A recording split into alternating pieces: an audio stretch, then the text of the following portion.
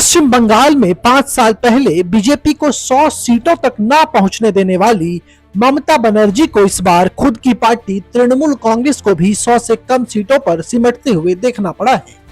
BJP की सीटों को लेकर 2021 में ये दावा प्रशांत किशोर की तरफ से किया गया था। 2026 के चुनाव में प्रशांत किशोर तो नहीं थे, लेकिन उनकी ही बनाई संस्था आईपैक जरूर काम कर रही थी। प्रशांत किशोर को ममता बनर्जी के भतीजे अभिषेक बनर्जी साथ लाए थे और इस बार आईपैक भी टीएमसी महासचिव के कारण ही काम कर रही थी।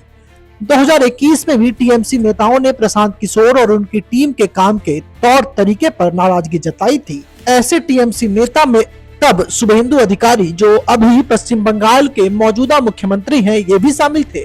शुभेंदु अधिकारी को मनाने और टीएमसी छोड़ने से रोकने के लिए तब प्रशांत किशोर उनके घर भी गए थे। चुनाव से पहले आईपैक दफ्तर पर प्रवर्तन निर्देशालय की छापेमारी को लेकर के खूब बवाल हुआ था। ममता बनर्जी पर बतौर मुख्यमंत्री जांच में बाधा डालने का आरोप लगा और मामला सुप्रीम कोर्ट तक पहुंच चुका है।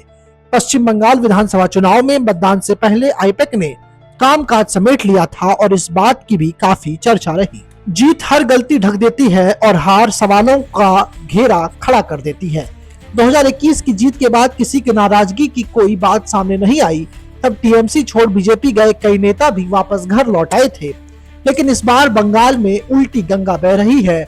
सीनियर टीएमसी नेता आईपैक के बहाने अभिषेक बनर्जी पर तो सवाल उठा ही रहे हैं, ममता बनर्जी को भी इस बार नहीं बख्शा जा रहा है।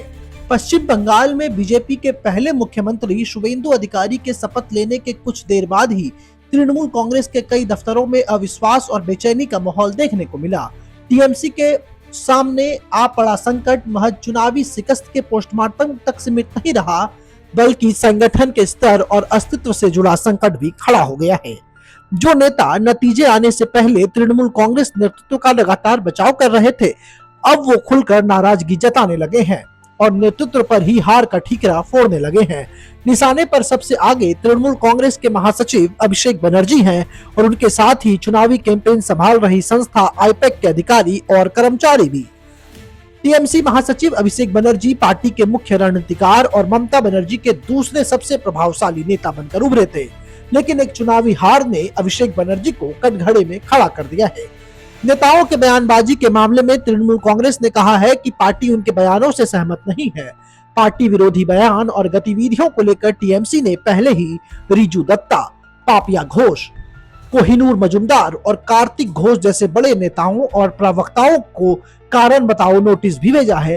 कई नेताओं ने आरोप लगाया है कि शीर्ष नेतृत्व के करीबी लोग जिला और स्थानीय स्तर पर नेताओं को नियमित रूप से पैसे की मांग करते हैं। मालदा जिले के एक सीनियर नेता और पूर्व मंत्री कृष्णेंदु नारायण चौधरी ने तो टीएमसी की हार के लिए सीधे सीधे पार्टी के महासचिव अभिषेक बनर्जी को जिम्मेदार ठहरा दिया है।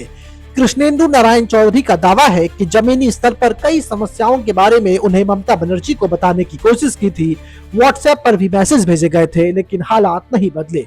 महाभारत की मिसाल देते हुए कृष्णेंदु नारायण चौधरी ने तो यहाँ तक कह दिया है कि ममता बनर्जी धृतराष्ट्र के रोल में उनको नजर आई। अब सब कुछ देखते हुए भी ममता बनर्जी ने अनदेखा कर दिया।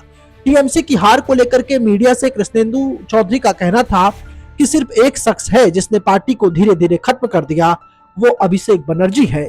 जिस तरह उन्होंने पार्टी को चलाया किसी कॉर्पोरेट हाउस की तरह था। बंगाल की राजनीति कॉर्पोरेट हाउस की तरह नहीं चलती। अभिषेक बनर्जी की कार्यशैली पर टीएमसी उम्मीदवार आतिन घोष ने मीडिया से एक इंटरव्यू में कहा, अभिषेक बनर्जी आधुनिक नेता हैं। पार्टी को संगठित करने के लिए आधुनिक तकनीक की मदद ली है, लेकिन आधुनिक तकनीक टीएमसी के साथ लोगों की नब्ज को नहीं समझ सकी। सीनियर टीएमसी नेता अस्थि मजूमदार ने निशाने पर भी अभिषेक बनर्जी को ही लिया था। असित मजुमदार नेतृत्व के एक हिस्से पर अहंकार और प्रशासनिक निष्क्रियता का आरोप लगाते हैं। वो कहते हैं कि गुटबाजी के कारण शासन और विकास परियोजनाएं ठप हो गई और नतीजा ये है कि ममता बनर्जी चुनाव हार गई। टीएमसी के सबसे सीनियर नेताओं में शुमार कल्याण बनर्जी भी हार के लिए आईपैक के चुनाव प्रबंधन को जिम्मेदार मानते हैं। जाहिर है निशाने पर अभिषेक बनर्जी ही हैं। वो कहते हैं कि कोई भी राजनीतिक ताकत हमेशा अपने चरम पर नहीं रह सकती। जब उभार चरम तक पहुंच जाता है तो पतन भीतर से शुरू होता है। तृणमूल को तृणमूल ने ही हराया है। वहीं कल्याण बनर्जी का कहना है कि आईपैक को संगठन की कीमत पर ज्यादा अहमियत दी गई। कल्याण बनर्जी का मानना है कि टीएमसी हार के लिए से पॉलिटिकल कंसल्टेंसी फर्म का चुनावी मैनेजमेंट जिम्मेदार था। वो कहते हैं हर ग्राम पंचायत सदस्य खुद को टिकट का हकदार मान रहा था। अंदरूनी दरारों ने हमारी हार में बड़ी भूमिका निभाई है। बयानबाजी को लेकर के टीएमसी से निलंबित हो चुके रिजू दत्ता ने आईपैक और पार्टी की कार्यप्रणाली और संगठन के भीतर बढ़ते भ्रष्टाचार को लेकर गंभीर आरोप लगाए। रिजू दत्ता का सवाल है, आज प्रतीक जैन कहाँ हैं? वो भाग गए, उनको क्या नुकसान हुआ? टीएमसी से पैसा कमाया और बाजार से भी फंड जुटाया। वहीं रिजू दत्ता सवाल उठाते हैं कि जब दूसरे फेज का पोल खत्म हुआ तो आईपैक के डायरेक्टर विनेश चंदल को बेल मिल गई। रिजू दत्ता का कहना है कि आईपैक ने टीएमसी को अंदर से खत्म कर दिया। वो कहते हैं कि ममता बनर्जी और अभिषेक दा को पार्टी के इस नुकसान की जिम्मेदारी लेनी होगी। रिजू दत्ता के मुताबिक टीएमसी के निचले स्तर के नेताओं और कार्यकर्ताओं ने जनता के खिलाफ अत्याचार और बड़े पैमाने पर भ्रष्टाचार किया, जिससे आम लोगों में तृणमूल कांग्रेस की छवि खराब होती चली गई। उनका गुस्सा तो ममता बनर्जी से भी है, लेकिन रिजू दत्ता को उनकी ईमानदारी पर शक नहीं है कि कोई भी दीदी पर उंगली नहीं उठा सकता। उन्होंने व्यक्तिगत रूप से कोई भ्रष्टाचार नहीं किया। वहीं अलग अलग नेताओं का राय है कि इस मामले में 98% आईपैक ही जिम्मेदार है। उनका कहना है कि 1998 से पार्टी के लिए वो लोग काम कर रहे हैं। उन्होंने पंचायत से विधानसभा तक कई चुनाव देखे हैं, लेकिन 2021 से आईपैक जो है तृणमूल कांग्रेस के संगठन पर हावी होने लगा। अब आपको बता दें कि जिस तरीके से माहौल पश्चिम बंगाल में बना है, ममता बनर्जी के लिए अपना किला बचाना बहुत ही मुश्किल होगा, क्योंकि लंबे समय तक तृणमूल कांग्रेस पश्चिम बंगाल में राज करती रही।